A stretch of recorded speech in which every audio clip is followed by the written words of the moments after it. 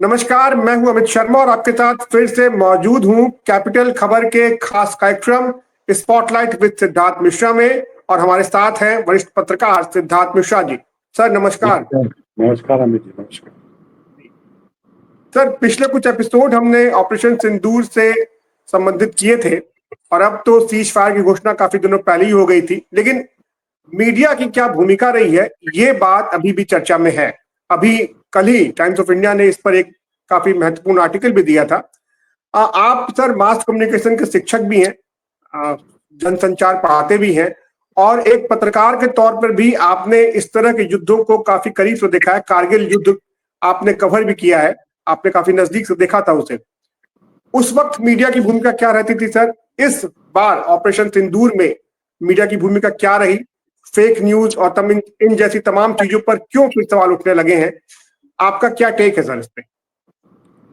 Amit ji, thank you. और आपने बिल्कुल ठीक कहा कि आज के तारीख में जो रोल हमारे जो जो टेलीविजन मीडिया ने जो प्ले किया, हमारा एक रोल, उसके बारे में बहुत क्रिटिसिज्म हो रहा है। और उसके बारे में जो टाइम्स ऑफ इंडिया के कल आर्टिकल की आप बात कर रहे हैं, उस आर्टिकल में द इकोनॉमिस्ट और न्यूयॉर्क टाइम्स में को भी उसने कोट किया है, जहां पर कहा है कि जो काफी वर्षों से टीवी मीडिया का जो एक गिरावट आ रही थी हिंदुस्तान में, वो अपने बिल्कुल कहते हैं ना, बिल्कुल निचले इट टच दी लोवेस्ट, मतलब वो स्तर पे पहुंच गई इस ऑपरेशन सिंदूर के कवरेज में। और न्यूयॉर्क टाइम्स ने ये कहा है कि ये तो बिल्कुल जो टेलीविजन के जो एंकर्स थे वो तो इस तरह का बिहेव कर रहे थे जैसे कि जब वो जो कहते हैं दंगल होता है अखाड़े में, उसमें जब कुछ पहलवानों को लड़ाने के लिए हो हल्ला करते हैं, उस तरह का बिहेव कर रहे थे। वो उनको बात समझ में नहीं आ रही थी कि इस तरह से जब खबरें की जा रही हैं तो उसका क्या असर हो रहा होगा, जनमानस के ऊपर क्या असर हो रहा होगा।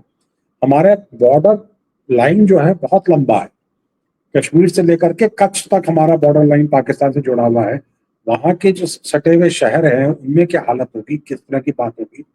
और देखिए, जब आपने इस तरह का एक फेक नैरेटिव क्रिएट कर दिया, फेक न्यूज का नैरेटिव क्रिएट कर दिया, तो होता क्या है कि जब सरकार ऑथेंटिक खबर देकर के आती है, लोगों को बताना चाहती है, तो लोग उसको विद पिंच ऑफ सॉल्ट लेते हैं।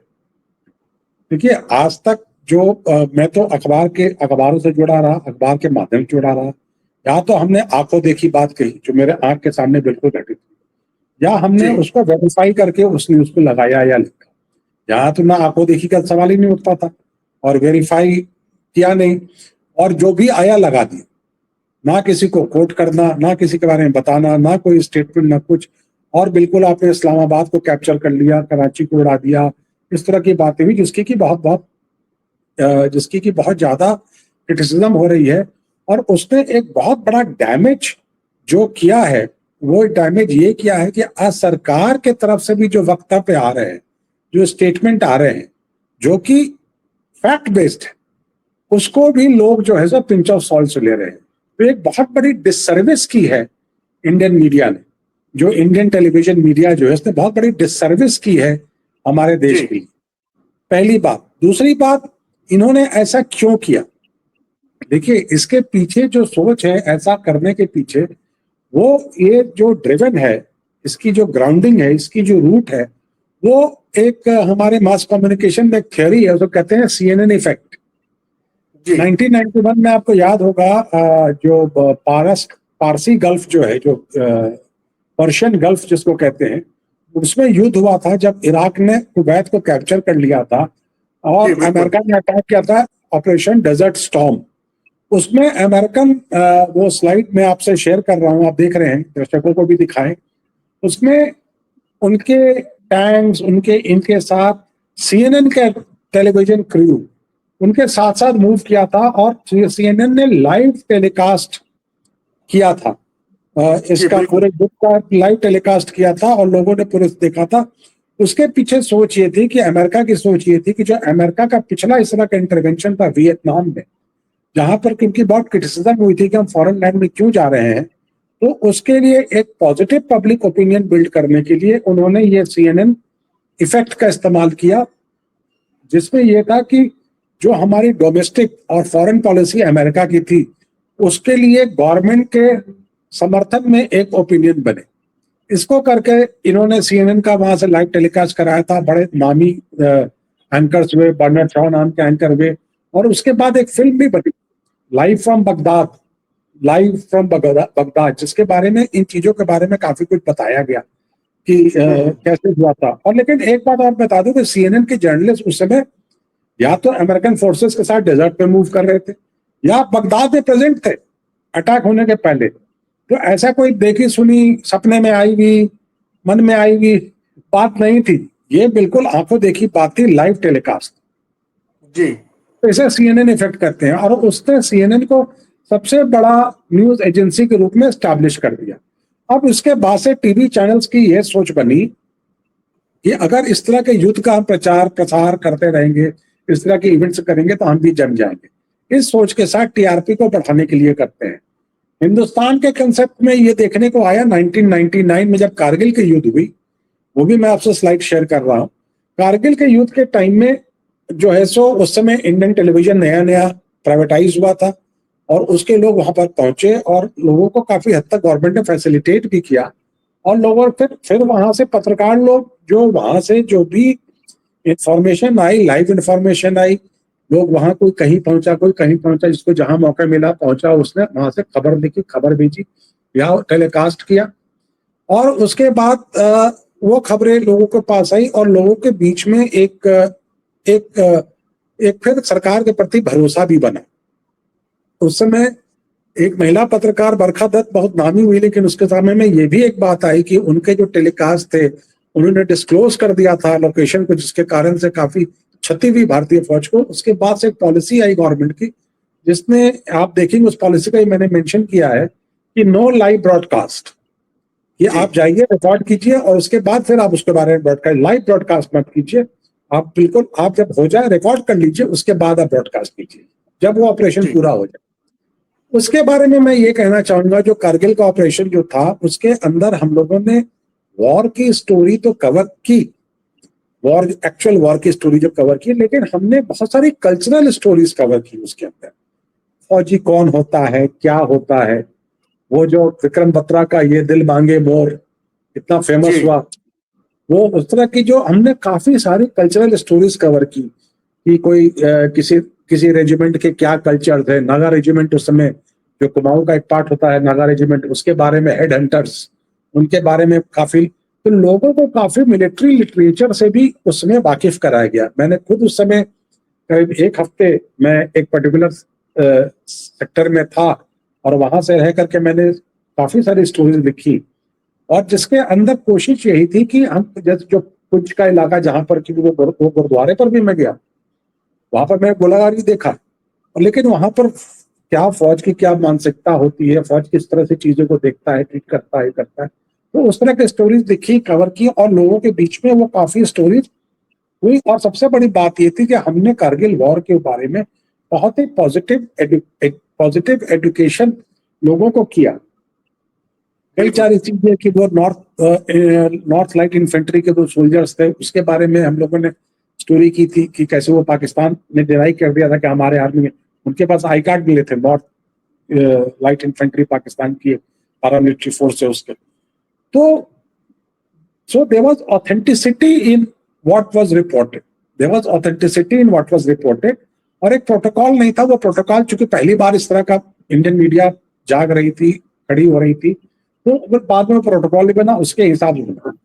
लेकिन ये जो चुनाव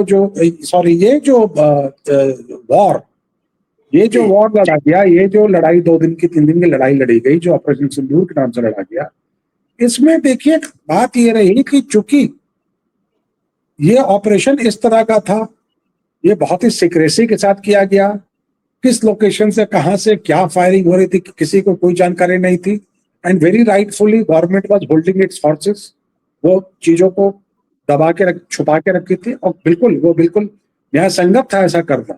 ऐसी स्थिति में टेलीविजन वालों को ये लगा कि भाई हमारी टीआरपी कैसे बढ़े,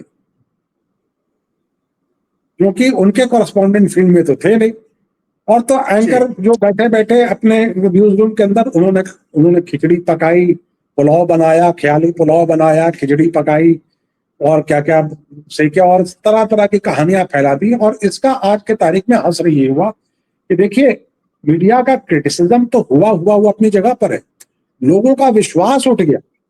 पहले के जमाने में लोग ये क्या करते थे कि भाई, लोग कहते थे कि भाई ये बात कैसे तुम कह रहे हो, ठीक है, तो लोग कहते थे कि ये अखबार में छपा है। जी बिल्कुल सही बात। गॉस्पेल ट्रूथ वो आज खत्म हो गया। आज के टाइम में जो टेलीविजन जो जो उनके साथ जो शेयर कर रहा है, आज के टाइम में जो डिफरेंट इंफॉर्मेशन यूनिट्स हैं, तीनों आर्म्स की, आर्मी, नेवी, एयरफोर्स की, जो भी इंफॉर्मेशन उनसे शेयर कर रहे हैं या मिनिस्ट्री ऑफ डिफेंस शेयर कर रही है, वो उनके जर्नलिस्टों को भी लेकर के गई है, घुमा करके लाई है। लेकिन वो जो अब जो डिसेमिनेशन ऑफ न्यूज हो रहा है, it is not being accepted on the face value. लोग कह रहे तो ऐसे ही है, इन लोगों ने तो, क्योंकि आपने एक बेंचमार्क सेट कर दिया कि हमने इस्लामाबाद कैप्चर कर लिया, हमने कराची का पोर्ट उड़ा दिया, हमने मुनीर को अरेस्ट कर दिया, तो अब उसके बाद आप जो एक्चुअली जो हुआ उसके बारे में कहने लगे, तो बकवास हो, वो तो इतनी बड़ी बड़ी बातें कि कुछ हुआ नहीं, तो उसमें क्या दर्द है। तो इन्होंने बहुत बड़ी डिससर्विस की है to the government of the day also. अगर कोई ये सोच रहे हैं कि इन्होंने गवर्नमेंट की बहुत कोई सेवा कर दी है, गवर्नमेंट की कोई बहुत मदद कर दी है, तो इस तरह के फॉल्स नैरेटिव को फैला करके इन्होंने गवर्नमेंट की भी बहुत बड़ी डिससर्विस की है। इन्होंने गवर्नमेंट की क्रेडिबिलिटी को खत्म किया है, इन्होंने हमारे फोर्सेस की क्रेडिबिलिटी को खत्म की है। और मुझे इस बात की खुशी है कि जिस माध्यम से मैं जुड़ा रहा इतने सालों से, और आज भी जुड़ा हुआ हूं इस माध्यम से, अखबार के माध्यमों ने अपने आप को बिल्कुल ही फैक्ट बेस्ड रिपोर्टिंग की, उनकी खबरें बिल्कुल सही आई, फैक्ट बेस्ड रिपोर्टिंग की, और लोगों ने कहा आज की तारीख में विश्वास है और लोग अखबारों को पढ़ते। और मैं एक बात और कह दूं कि आप भी पीछे मुझसे कई बार कहे कि आपको तो काफी चीजों की जानकारी है, आप क्यों नहीं सिंदूर पे कुछ ऑपरेशंस पर कुछ कहानी खबर कर रहे हैं। तो मैंने आपको साफ कहा था कि जब तक मेरे पास कुछ कहने को खास नहीं होगा, एक्स्ट्राऑर्डिनरी नहीं होगा, तो बस एक यूट्यूब चैनल के लिए एक कार्यक्रम करने के लिए मैं ऐसा कार्यक्रम नहीं करूंगा। और आज मुझे ये लगा कि मीडिया स्टडीज के पॉइंट ऑफ व्यू से, मीडिया के पॉइंट ऑफ व्यू से, और जनरली नैरेटिव्स के पॉइंट ऑफ व्यू से ये बहुत जरूरी था, ये जो आर्टिकल आया है टाइम्स ऑफ इंडिया में, कि इस पर हम लोग चर्चा करें। इसीलिए मैंने आपके आग्रह को स्वीकार किया और आज इस पर चर्चा की। जी बिल्कुल सर, क्योंकि जैसा हम लोग पढ़ते भी मीडिया में एक गेट कीपिंग होती है जो बहुत जरूरी होती है, जहां पर आप खबरों को फिल्टर करके लोगों तक पहुंचाते हैं। उसमें जो सही खबरें आती होती हैं वो लोगों तक पहुंचती हैं, जो गलत खबरें होती हैं उन्हें छांट दिया जाता है, और ये सबसे बड़ी जिम्मेदारी होती है मीडिया की। लेकिन इस बार जो ऑपरेशन सिंदूर के दौरान जिस तरह से इलेक्ट्रॉनिक मीडिया का रोल रहा, वो काफी हास्यास्पद मैं कहूंगा, क्योंकि आम लोग जब चैनल देख रहे थे, कई लोगों का रिएक्शन मुझे मिला, तो देख के जो एंकर जिस तरह की हरकतें कर रहे थे, हंस रहे थे, और ये बड़ी विडंबना है इलेक्ट्रॉनिक मीडिया की। देखिए, हमारे जो एयरफोर्स ने जो काम किया है या हमारे एडी ने जो काम किया है, बहुत बड़ा काम किया है। मतलब उनके एयरपोर्ट्स को ध्वस्त कर दिए, उनके कई एस्टैब्लिशमेंट्स को ध्वस्त किए, ये छोटा मोटा काम नहीं है। लेकिन लोग उसको कंपेयर करते हैं, अरे इस्लामाबाद तो कैप्चर नहीं हुआ, अरे कराची का पोर्ट तो नहीं उड़ा। तो इसने आपने क्या किया, आपने एक ऐसा बेंचमार्क सेट कर दिया कि हमारा जो इतना काबिलियत वाला काम था वो बौना हो गया उसके साथ। इसीलिए मैं बार बार कह रहा हूँ कि इन्होंने इतनी डिससर्विस की है हमारे फोर्सेस की और हमारे गवर्नमेंट की कि उसका कोई मूल्यांकन नहीं हो सकता। और मुझे तो लगता है कि पता नहीं, इसके लिए कोई सजा तो निर्धारित नहीं है, लेकिन गवर्नमेंट को एक प्रोटोकॉल तो बनाना चाहिए और इसके लिए कोई रूल्स रेगुलेशन तो बनाना चाहिए। जी बिल्कुल। बाद में पीआईबी को रिलीज जारी करनी पड़ी, जहां उसने लोगों से कहा, अपील की कि अगर आपके पास कोई खबर आ रही है तो उसे हम हमारे पास भेजिए, हम उससे बताएंगे कि वो खबर सही है गलत है। और जो बार की रिपोर्ट आती है, जैसे सर टीआरपी की जो बात हम लोग करते हैं कि चैनल्स टीआरपी के लिए ऐसा करते हैं, मजे की बात है कि टीआरपी भी नहीं मिलती उन्हें।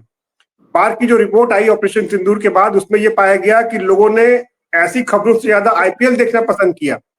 तो जिस चीज के लिए चैनल ये इस तरह का हंगामा करते हैं कि होता है शब रोज तमाशा मेरे आगे, ये जो तमाशा वो करते हैं उसमें भी सफलता उन्हें नहीं मिल पाती है। सर, एक बहुत महत्वपूर्ण मुद्दे पर आपने आज चर्चा की, और ये वो बात थी जो छूट रही थी कहीं ना कहीं। आज आपने इस पर चर्चा की, डिटेल से चर्चा की, आपने अपने एक्सपीरियंस भी शेयर किए हमारे साथ, जो आपने कारगिल वॉर के दौरान जिस तरह से आपने रिपोर्टिंग की थी, तो हम उससे कंपेयर कर पाते हैं कि उस वक्त रिपोर्टिंग किस तरह होती थी और आज किस तरह हो रही है। सर बहुत बहुत धन्यवाद आपका, आज आप जुड़े हमारे Thank you. साथ इस चर्चा में शामिल हुए, बहुत बहुत धन्यवाद सर, नमस्कार। Thank you.